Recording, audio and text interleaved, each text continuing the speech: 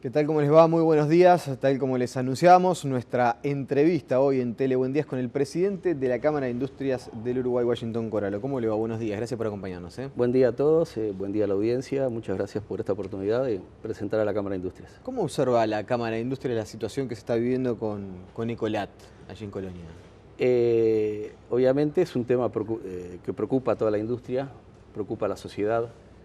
Estamos hablando de que hay un núcleo humano que está con riesgo de perder sus puestos, pero también estamos hablando de un grupo como es el Grupo Gloria, un grupo muy importante del mundo, con unas inversiones muy altas y que apostó a Uruguay, se jugó a la captación de parte de la política económica uruguaya, entró al Uruguay y hoy ve que su plan de negocios no le sirve y bueno, obviamente busca acomodar su plan de negocios y encuentra esos problemas que lamentablemente ocasionan esto que todos estamos viendo en la prensa, problemas de despido, gente que no se queda.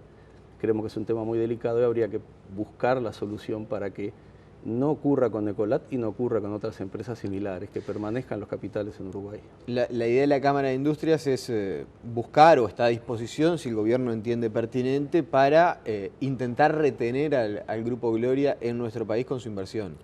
Por supuesto que si la Cámara de Industrias juega un papel en esto, será para tratar de retener al Grupo Gloria. Ecolat es socia de la Cámara de Industrias, integra la SILU, que es la Cámara de Industrias Lácteas del Uruguay. Es una empresa que ha hecho una inversión muy importante y lo que es importante destacar es que en caso de que Ecolat no decida permanecer en el país, cosa que aparentemente por la serie de telegramas que ha cursado a sus funcionarios no quedaría, Ecolat se va a hacer cargo de todos sus compromisos asumidos, tanto sean financieros, tributarios o salariales. Vuelvo a repetir, el Grupo Gloria está, además de la leche, en cemento, papel, construcción, es un grupo muy fuerte y no le interesa dejar una mala huella en los países que está. Si las circunstancias o el plan de negocios no se adapta a sus necesidades, la Constitución uruguaya prevé en el artículo 7º la libertad de trabajo y el derecho a la propiedad privada.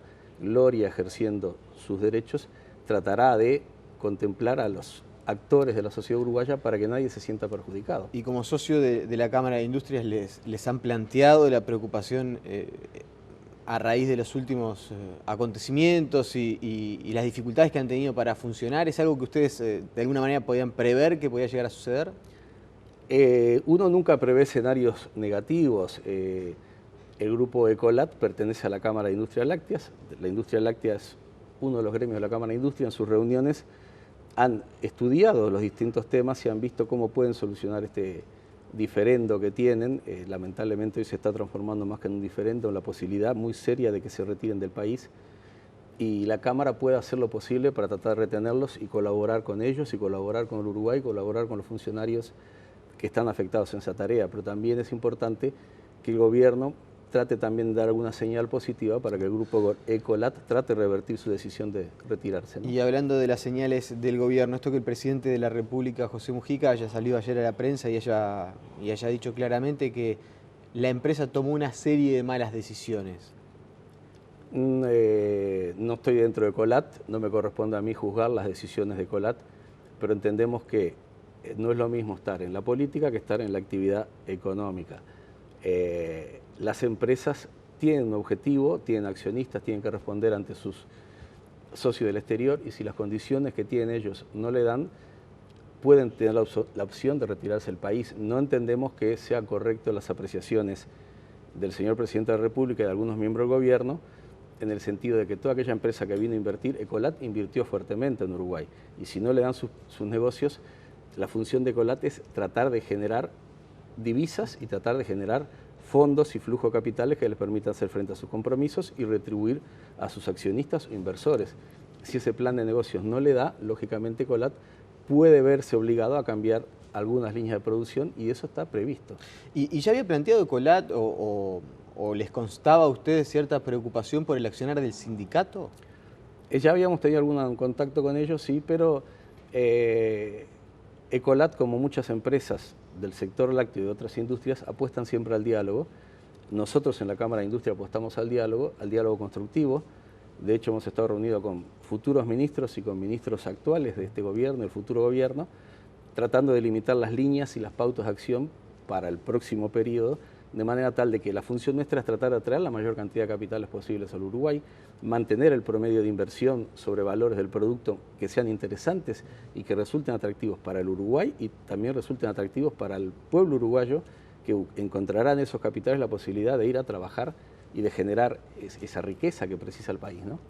Y desde su visión, los sindicatos en el Uruguay están ganando demasiado terreno y esto es una mala señal para los inversores. Más allá del caso coyuntural. Claro, estoy de acuerdo. Eso es un tema interesante, es una pregunta. Yo siempre digo que los extremos son malos. Tiene que haber un equilibrio. Los sindicatos tienen derechos y obligaciones, igual que tienen los prestadores del trabajo, llámese las empresas. Es importante que ante una obligación de la empresa que contrata a un funcionario, también haya una obligación de la persona que es contratada por esa empresa a prestar el servicio y ajustarse a los parámetros, dentro de las buenas leyes y prácticas de la sociedad y del comercio. El problema es que cuando solamente se exigen obligaciones y no hay derecho a las otras partes, entramos a lo que en lugar de llamarse un diálogo entre partes que tiene que ser fluido, pasamos a tener un monólogo.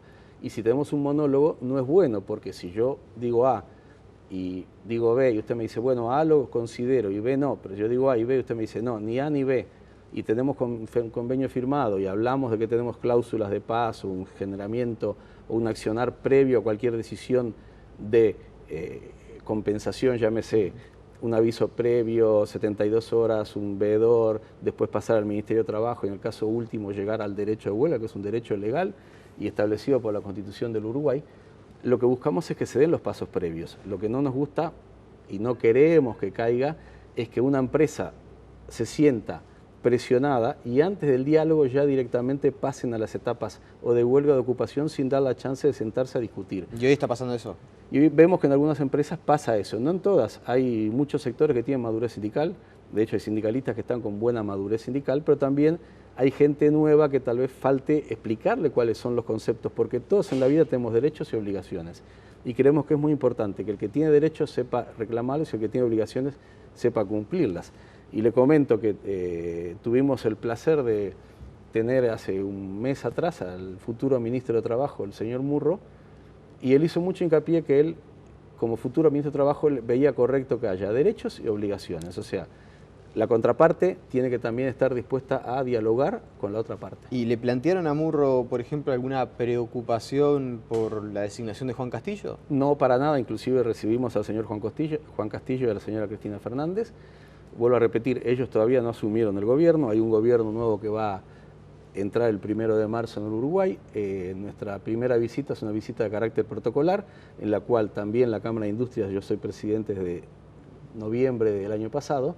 Entonces en esa reunión lo que hacemos es conversar, ver, conocernos los futuros actores y buscar de plasmar en el futuro acciones y trabajos que conduzcan a un buen relacionamiento laboral, porque en la medida que haya un buen relacionamiento laboral, las horas trabajadas son mejores, cuanto más horas trabajadas hay, más dinero se genera, ese dinero después por efecto derrame vuelve a la sociedad en forma de impuestos, de trabajo, de aportes a la seguridad social, y eso es lo que hace a la economía de un país. ¿Y hay preocupación o nota usted en el sector industrial del Uruguay cierta luz amarilla por lo que es la productividad del trabajador y de la mano de obra uruguaya? ¿Es algo que los inversores extranjeros evalúan al momento de radicar una inversión? Por supuesto, cualquier inversor que viene evalúa las condiciones del país.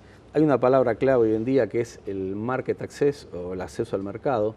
A veces uno puede tener muy buen producto, puede tener muy buena capacidad de fabricar algo, pero no tiene las llaves para acceder al mercado.